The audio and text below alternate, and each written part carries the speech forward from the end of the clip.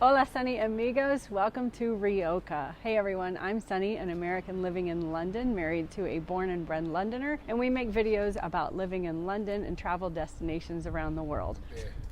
And beer. Today I am filming from Rioja in Spain, which is part of a fly drive holiday that we booked with British Airways. We started with one evening in Bilbao, 2 nights in San Sebastian, spent a day in Biarritz, 2 nights in Rioja, and right now we're headed back to Bilbao. This holiday is one of the best I have been on, and that's why I decided to create a video for you of tips and travel advice should you want to visit one of the best culinary destinations in the world.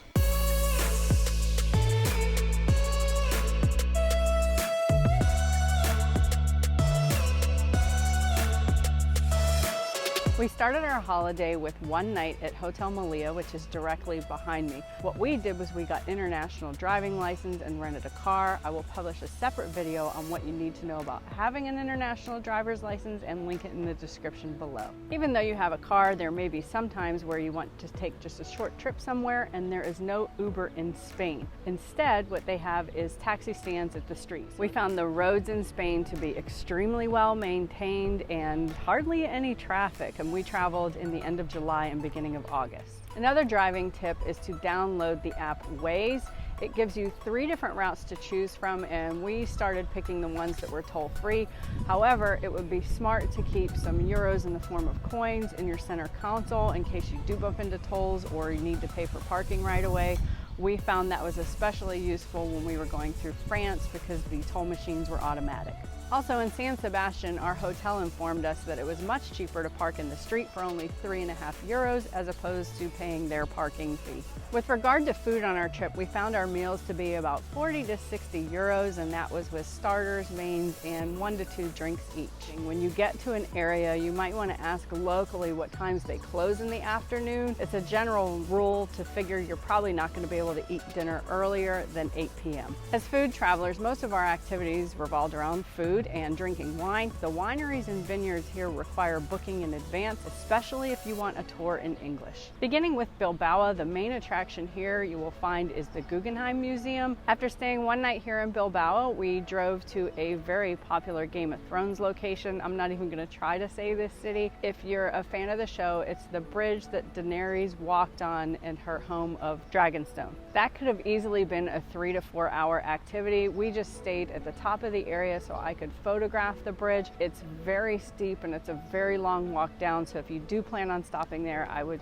figure that would be about a half a day. We loved our hotel in San Sebastian. It was about a half-hour walk to the beach. One evening we did take a cab back after dinner, and that was about 10 euros. San Sebastian is the culinary capital of the world. I've published a separate video on upcoming destinations for 2020 that you want to keep an eye on if you're a food traveler. You must be at a restaurant or bar by 8 p.m. if you want to enjoy the pinchos and not be too crowded. Ordering pinchos seemed to be a little bit of an art form to us. If you're from San Sebastian, it would be great if you could leave in the comments some suggestions about how you order. We felt that you just walk in and take them and put them on a plate and pay for them all when you're finished. It's absolutely opposite from what you do in a pub in England, which was very confusing to my husband. After our first evening in San Sebastian, we decided to take a day trip to Biarritz. It was great that we didn't have to go through border control as we crossed the border from Spain to France.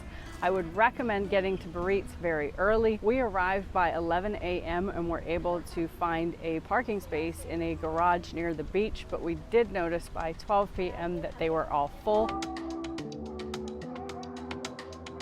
It was actually quite cheap to park there. It was about 9 euros and we were there 4 to 5 hours. After 2 nights in San Sebastian, we drove to LaGuardia, which is an area of La Rioja. There's actually 58 wineries located just near this small village. LaGuardia is a walled city, but our hotel, Circatel, was located just a 10-minute walk from an elevator that would take you up a cliff to the town.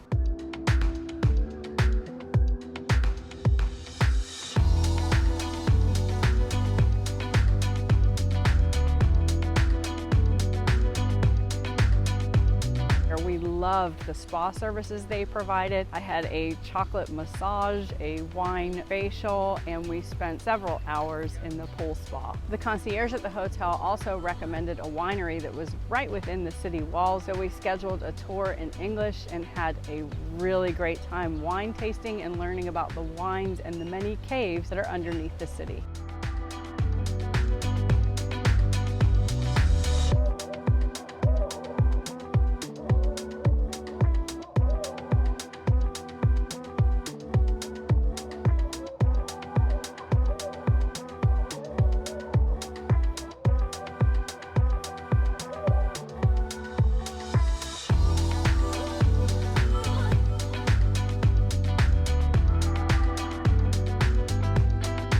For our return trip from Rioja to Bilbao, we spent about 4 or 5 hours on a scenic route driving through the mountains and forests. I'd love your ideas on suggestions for fly drive holidays in Europe, and if you'd like to learn more about our specific routes and trip details, I'll link the blog post in the description below. Keep watching more videos to learn more about fun things to do in London as well as other travel destinations.